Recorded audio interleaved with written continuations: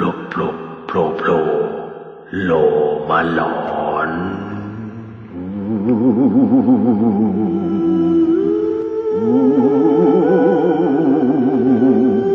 มันเป็นเรื่องเกี่ยวกับคอนโดทั้งนั้นเลยฮะทำไมถึงเป็นอย่างนั้นคือผมก็ไม่เข้าใจเหมือนกันอย่างไม่ว่าจะเป็นคอนโดหรือว่าโรงแรมล้างนะครับก็ถามครูบาอาจารย์นะท่านก็ให้คำตอบว่าถ้าเมื่อไหร่ก็ตามไม่จำเป็นสถานที่ตรงนั้นไม่จำเป็นต้องมีคนตายนะฮะแค่มันร้างเกิดขึ้นนะฮะแล้วก็ถ้านานเกินไปจนมีต้นไม้ใหญ่เริ่มที่จะเหมือนกับบริเวณนั้นไม่มีการดูแลเนี่ยเขาบอกว่ามันจะกลายเป็นที่อยู่ของสัมภเวสีผีเร่ร่อนทั้งหลายนะฮะอันนั้นท่านก็ให้คือได้บอกเราอย่างนั้นนะฮะจริงๆหลายครั้งหลายคราแล้วฮะที่พี่เลียวบอกแล้วว่าเราเป็นคนที่เชื่ออะไรยากมากก็ไม่ค่อยเชื่อแต่พอได้ไปถ่ายนะฮะทั้งรายการนะฮะรวมถึงแม้กระทั่งสัญจรเองนะฮะแล้วก็ถ่ายทำเองนะฮะคือมันมี2อย่างคืออย่างมิติลี้ลับก็อีกอย่างหนึ่งนะฮะแล้วก็เราเข้าไปลุยสำรวจเองนะฮะแล้วก็เป็นคำบอกเล่าจากเราต้องหาที่มาที่ไปเนี่ยมันเป็นอย่างนั้นจริงๆฮะมันจะมีอะไรที่มันแปลกๆเกิดขึ้นเยอะมากแต่คอนโดที่กำลังจะเล่าต่อไปเนี่ยฮะเป็นคอนโดที่คนอาศัยอยู่แล้วก็ยังมีอะไรที่มันต่อเนื่องอยู่เสมอถ้าคุณผู้ฟังคนไหนเนี่ยเคยไปแถวย่านรามคำแหงผมไม่บอกนะว่าเป็นคอนโดแถวไหนแต่มันอยู่ริมทางรถไฟฮะเมื่อก่อนตรงนั้นเนี่ยเขาเรียกว่า NASA Space Dome โอ้โหเป็นเทคที่ใช้คำว่าเทคซึ่งตอนนั้นพี่เลียยังเด็กมาก กันไว้หน่อย นะครับที่ตรงนี้ฮะคอนโดแห่งนี้ฮะมันจะมีด้วยกันประมาณ1 2 3 4ประมาณ6ตึกด้วยกันนะครับแต่ว่าแต่ละห้องมันจะเล็กมากมันจะมีอยู่เขาเรียกว่าต้องเป็นตับฮะมีอยู่ตับหนึ่งนะฮะของตึก2ชั้น5ฮะจะไม่มีคนอยู่เลยมันเป็นเรื่องที่แปลกมากครับเรื่องราวนี้เกิดขึ้นกับรปภฮะรักษาความปลอดภัยหรือตำรวจคอนโดนั่นเองนะฮะเรื่องราวมันเป็นอย่างนี้ฮะหลังจากที่ในช่วงดึกๆของคืนวันหนึ่งก็มีรถนะฮะรถปิกอัพมาจอดหน้าคอนโดครับพร้อมกับผู้สูงอายุ1คนนะครับรปภท่านนี้คือชื่อน้าอาจเป็นผู้ที่มีน้ำใจมากเป็นคนสุพรรณฮะบ้านเดียวกับผมนี่แหละนะฮะคุณแม่ผมสุพรรณคุณพ่อผมประจีนแต่ตัวผมเนี่ยทะเบียนบ้านกรุงเทพ 100% นะฮะคือน้าอาจแกก็เอาของพอเห็นปุ๊บคุณยายคนนี้ลงจากรถเสร็จปุ๊บโอ้โหเอาของลงจากรถปิกอัพแล้วมันเยอะไงน้าอาจก็ผมช่วยยายคือเสียงจะออกเน่อๆนิดนึงนะคือลาดลีนครปฐมเมืองกาญสุพรรณเนี่ยสำเนียงจะคล้ายๆกันแต่มันจะไม่เหมือนกันนะฮะอันนี้เด็กลาดลีเขาจะรู้ที่อยู่ในเว็บบอร์ดเนี่ยเขาจะรู้นะครับสำเนียงจะไม่เหมือนกันแต่จะคล้ายๆกันอย่างเพชรบุรีเนี่ยกับลาดลีเนี่ยคล้ายๆกันนะฮะพอถึงตรงนั้นเสร็จปุ๊บเนี่ยฮะแกก็ช่วยหิ้วถามยายชั้นไหนยายอยู่ชั้น5ลูกได้ครับเปิดก็กดลิฟต์ปุ๊บลิฟต์ก็ลงมาเสร็จปุ๊บก็ส่งยายไปเอาของวางไว้หน้าห้องยายบอกเอางั้นเดี๋ยวขึ้นไปก่อนเลยแล้วก็เอาไปวางไว้เนี่ยยายอยู่ห้องนี้แกก็ขนให้ก่อนเลยฮะเสร็จปุ๊บเปิดลิฟต์ปึ้งขึ้นไปนะฮะเอาของไปวางไว้ให้เรียบร้อยหลังจากนั้นพอลงมาเสร็จปุ๊บรอบที่2นะฮะก็เห็นยายถือค่อยๆเดินค่อยๆเสร็จปุ๊บก็ไปส่งยายที่หน้าห้องพอส่งยายเสร็จนะฮะก็แกก็บอกไม่รอแล้วก็รีบลงไปข้างล่างยายก็ขนเองได้แล้วนะฮะแต่มันดึกแล้วไงคือมันเป็นประมาณเกือบมันตี 1แล้วยายไปและแถวนั้นนะฮะแถวรามคำแหงนี่ต้องบอกก่อนว่าที่มันเปิดตลอด24ชั่วโมงตอนนั้นก็จะมีอยู่2อันเซเว่นกับฟู้ดแลนด์นะครับ แกก็ขึ้นไปเสร็จปุ๊บมาอีกทีนึงฮะคราวนี้มีรถปิกอัพคันเก่านะฮะแต่น้าอาจเนี่ยไม่ได้สังเกต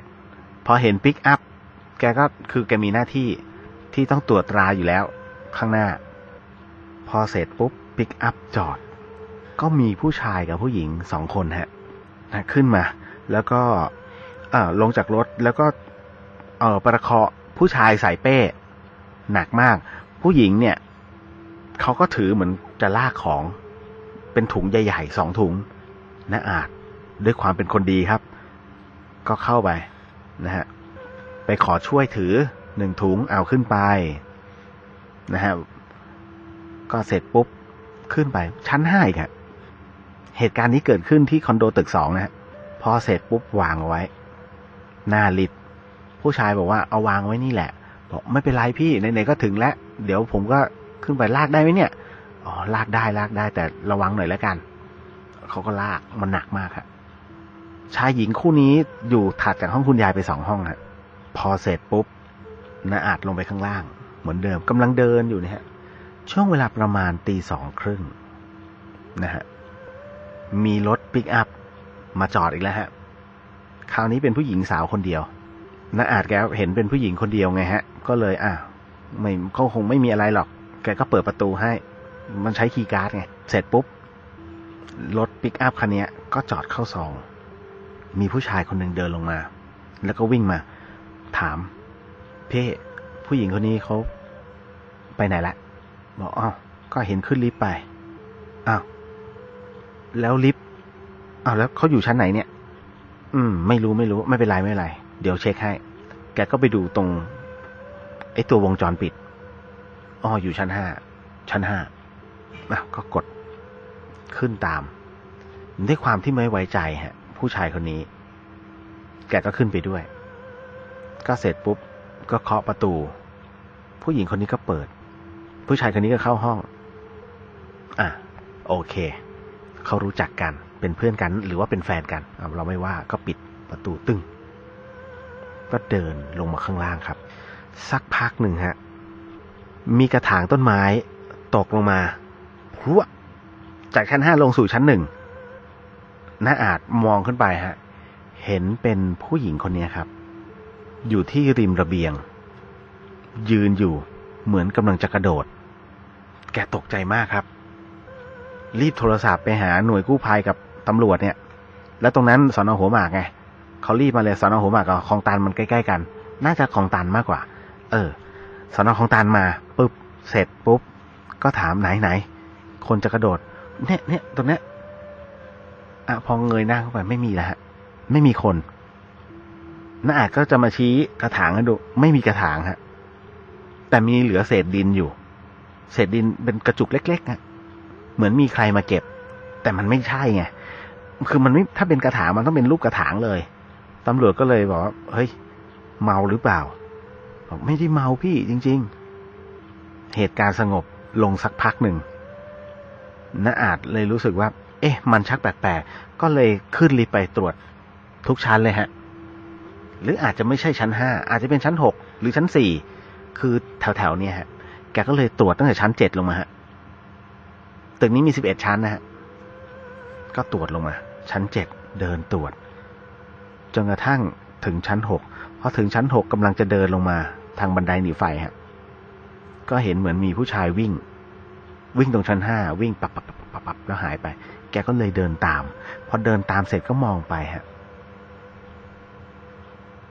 ปรากฏว่าเห็นคุณยายค่อยๆเดินออกมาแกก็ทักยายไปไหนยายก็ยิ้มยายไม่พูดฮะยายกดลิฟต์สักพักหนึ่งฮะพอลิฟต์เปิดน้าอาจแกก็เดินตรวจก่อนคุณยายลงไปแล้วพอเสร็จปุ๊บลงมาชั้น4มันก็ไม่มีแกก็ขึ้นมาชั้น5มาอีกรอบนึงพอถึงชั้น5เสร็จปุ๊บเนี่ยคราวนี้เจอคนหนุ่มกับคนสาวนะฮะที่ลากของก็เดินออกมาจากห้องแต่ลงไปข้างล่างก็กดลิฟต์ทีนี้น้าอาจจะลงด้วยฮะพอเสร็จปุ๊บ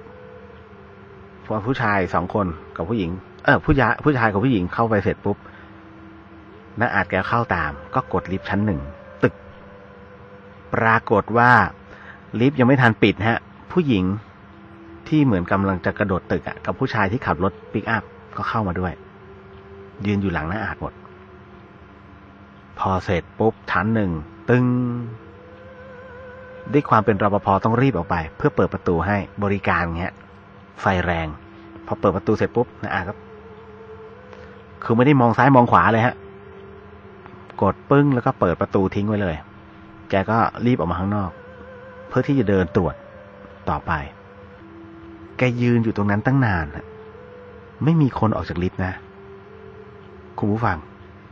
ไม่มีใครออกจากลิฟต์สักคนหนึ่ง4 คนนั่นนะฮะแกก็เลยถามเพื่อนแกที่อยู่ตรงไอ้หน้าจอมอนิเตอร์ของวงจรปิดเนี่ยว่าเฮ้ยเห็นมีใครลงมาจากลิฟต์บ้างไหมเห็นเห็นใครก็เห็นแกนี่แหละลงมาแกก็เลยบอกว่าเฮ้ยไม่ใช่ก็ก่อนหน้านั้นน่ะใครไม่มีก็เห็นแกเดินไปเดินมาเนี่ยเดี๋ยวขึ้นลงอยู่คนเดียวบอกอย่ามาอำจริง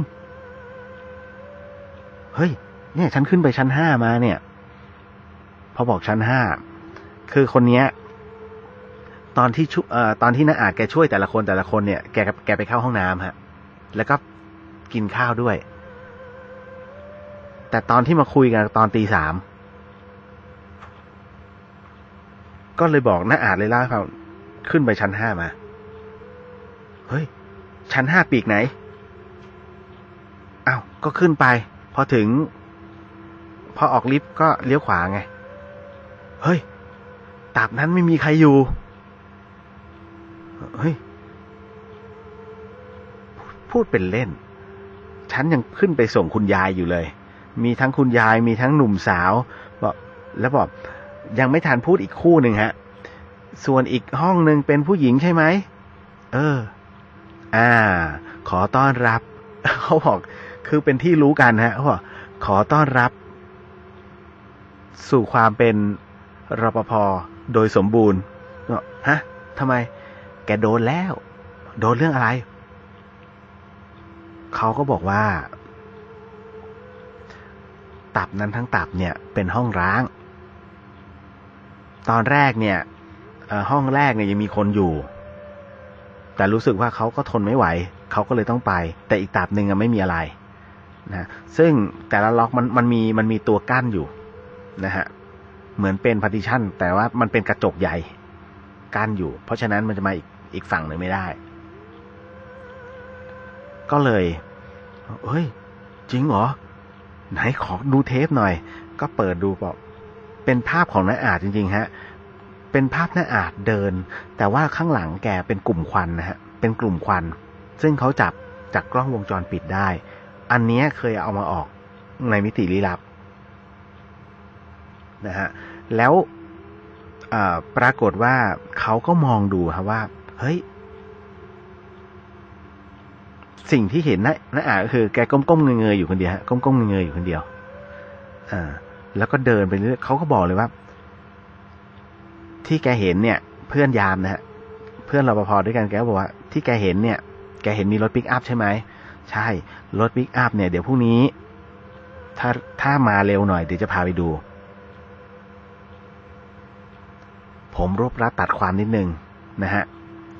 ก็คือเขาบอกว่าทั้งหมดทั้งมวลที่แกเห็นเนี่ยคือคนที่ตายไปแล้วทั้งนั้นและเป็นเจ้าของห้องแต่ละห้องโอ้โหพูดเสร็จปุ๊บน้าอาจขนลุกเลยปุ๊บเฮ้ยจริงเหรอจะฟังไหมล่ะจะเล่าให้ฟังบอกขอฟังพรุ่งนี้หลังจากนั้นวันรุ่งขึ้นครับแกพาไปที่หลังสน.นะผมไม่แน่ใจว่าคลองตันหรือหัวหมากนะฮะแกพาไปนะฮะแกไปชี้ปิกอัพคันนี้ใช่ไหมใช่แล้วเห็นอะไรไหมคือมันโดนจอดไว้นานมากครับคุณผู้ฟังแล้วสภาพผุพังหมดเลยเป็นรถต้องคดีไงเพราะฉะนั้นมันจะอยู่ที่สน.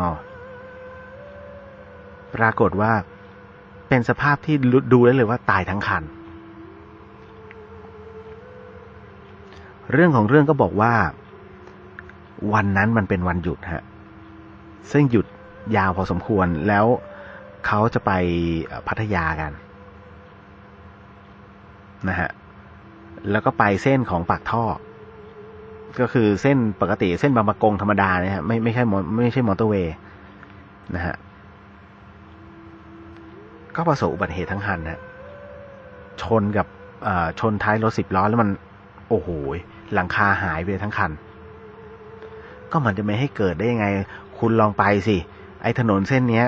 เป็นตะปุ่มตะป่ำเป็นลูกคลื่นหมดเพราะว่า10 ล้อมันวิ่งแล้วไม่ได้มีการปรับปรุงเลยนะฮะ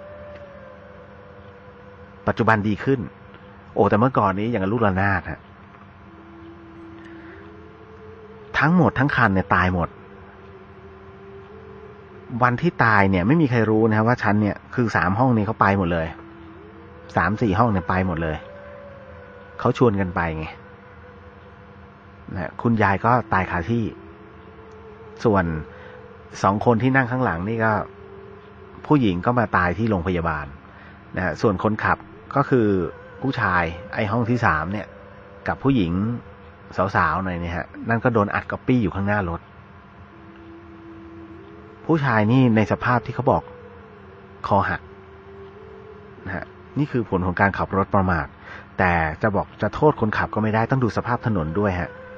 ถนนไม่ดีอย่าวิ่งเร็วอันนี้ต้องบอกไว้ก่อนในขณะที่กำลังพูดคุยกันอยู่นะฮะแกก็เลยบอกว่าคืนนี้จะเจออีกไหม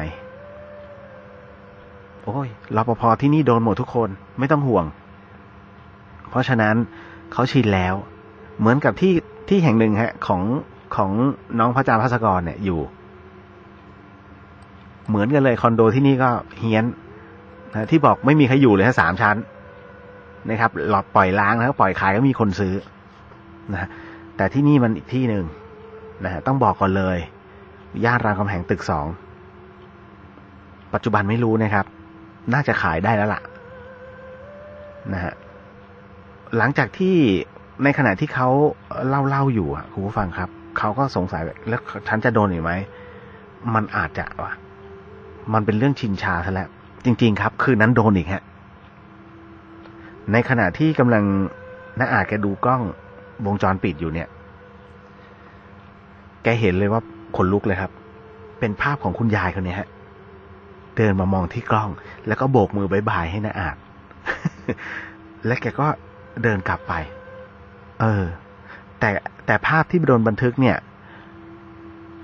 มันหาไม่เจอนะมันมีเฉพาะเป็นภาพกลุ่มควันไอ้ตอนแรกวันแรกที่แกโดนนะแต่ภาพที่ตอนโบกมือที่แกเล่าให้ฟังเนี่ยไม่มีโอ้โหแกอึ้งเลยฮะเพื่อนแกก็อยู่ด้วยไงโอ้อีกวันหนึ่งพระเต็มคอเลยนั่นแหละฮะนี่ก็คือเป็นเรื่องอีกหนึ่งเรื่องราวที่เกิดขึ้นแถวย่านรามคำแหงเดี๋ยวเรื่องต่อไปฮะเป็นเรื่องไฮไลท์ คอนโดเหมือนกันครับแล้วเป็นคอนโดที่ต้องบอกก่อนว่าพี่เลียวเคยอยู่นะฮะแล้วเราไม่รู้ด้วยว่าเฮ้ยมันมีเรื่องแบบนี้เกิดขึ้นแล้วมันเกิดขึ้นที่ตึก3ฮะแต่พี่เลียวอยู่ตึก2นะฮะมันเป็นยังไงเดี๋ยวจะเล่าให้ฟังนะครับโผล่โลมาหลอน Ooh.